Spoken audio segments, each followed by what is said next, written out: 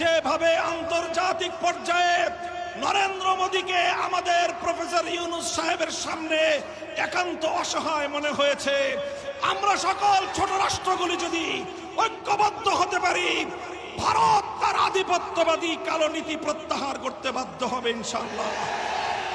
সংগ্রামী সাথী ও বন্ধুগণ, তাই আমি বলতে চাই, আজকের এই গণসমাবেশ থেকে আমরা দ্ব্যর্থহীন ভাষায় ভারত সরকারের প্রতি আহ্বান জানাবো, বিতর্কিত ওয়াকফ বিল অনতিবিলম্বে বাতিল করুন।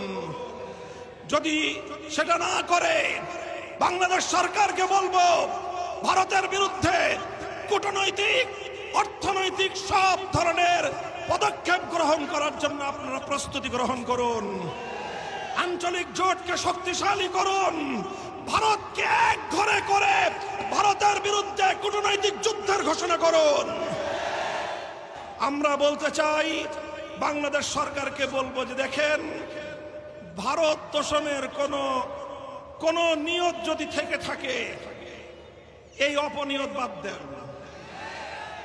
বাংলাদেশের মানুষের পালস বুঝেন।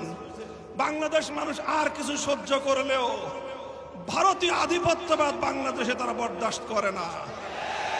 যদি আমার কথা বিশ্বাস না হয়, তাহলে বিগত ওহে মুসলিম, ধরো কুরআন, বুকে রাখো তোমার ঈমান।